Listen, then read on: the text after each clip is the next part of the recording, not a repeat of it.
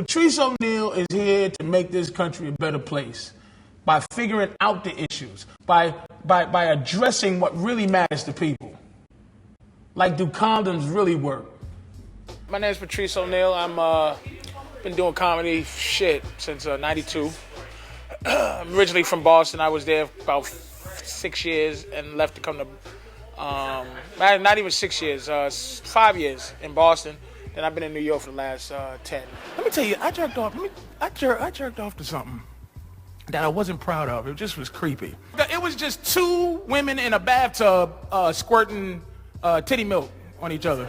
And that wasn't even the shit that made me jerk off, because they weren't going, ooh, yeah, titty milk. One would squirt, and another one would go, ay! I talk about where I am mentally. So right now, you know, I'm in a relationship with my woman, wants to get married. I don't not want to marry her, but I don't know if I want, you know what I mean? I'm not ready to just jump in, but she's ready to go. So I'm at that place where I got a woman she's a good woman. She deserves to be married. And she thinks that I'm the guy that wants to marry her, you know what I mean?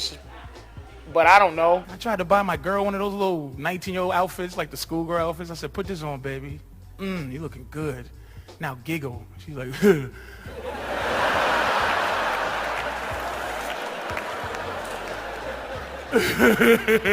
I'm like, what happened to your giggling? You can't giggle no more. I'm trying. I got a show on XM called Black Phillip. I can't tell what it's a variation of, because you can get sued, but we call him Black Phillip. But like off the record is like Black Dr. Phil, you know. And I do a show like every month on XM, and we just for 3 hours we just talk shit about girls, man. Because there's no place to talk shit about girls. Where is there? There's no place where misogyny lives. And I'm not talking about women hatred. You know, women haters, the He-Man Woman Haters Club, not that. I like any noise that come out the vagina, like air. When you hear air, tell me when you hear air. Don't make your dick feel bigger than it is. Like, but I'm like, there's no space for nothing inside the vagina. Air has to get the fuck, like air has to be squeezed out, because there's no more room for shit. When my dick is invading, that's right, get out, air, because my dick needs room. When people are fascinated with pimping, they're fascinated with what does it take to get a guy to be able to have the ability to talk a girl into fucking selling her body and giving money.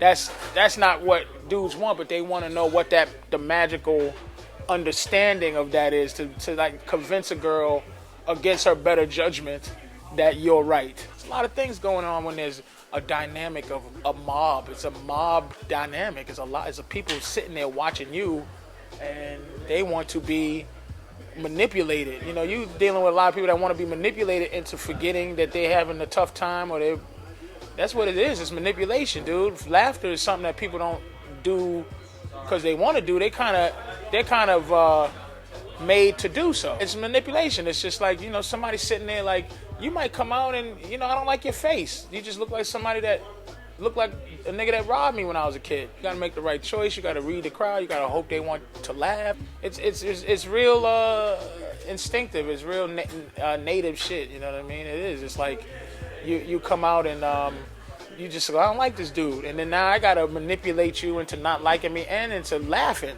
You know, that's serious, and without letting you know it. You know, by just my words to arbitrary people. Really, I'm talking to you. But if this was 50 people out here, I might be talking to you, but they all listening and you representing them. So if you like me, then it'll trickle over to that one. It's mental. It's a lot of mental shit going on with this game. It's a serious thing. That's why sometimes comics are not happy, you know, because that's what we give. You catch a comic and it's always, you know, you think a motherfucker's ready to just be funny. That's what they do, but that's not what they do. You leave a little piece of you. You got to rest, man. It's tiring as you give all of you, you know, and they give you some fuel too, but you giving really, you know, you don't go home as a comic and go, oh man, that girl laughed at this time, this way she laughed. They go home, they take you with them. And, you know, they take you with them, and that's heavy shit. I'm at the point where I'm just trying to book a movie. I'm the guy that goes in auditions. This thing is a lottery, man. I mean, it's a jump. You jump off the mountain and you keep falling, dude. I mean, you can stop falling anytime you want. You can step and stop falling, go get a job. there's things that's happening in this game that you have no control over. So what I have control over is my ethic. You know what I mean? So I don't look at. Sometimes I might not get a standing ovation or great applause. I might be happy about a set that I tried 20 new things and got 5 good laughs, or like at least kept the crowd interested. And when it comes to movies, dude, you can't control that unless you got your own money. Unless you got your own money to make movies. I mean, Hollywood is Hollywood, dude. It's the belly of the beast, man, when you get into that game, man. There's a lot of people. That's another thing about Hollywood. You know, if you're Tom Cruise, you the president. You owe.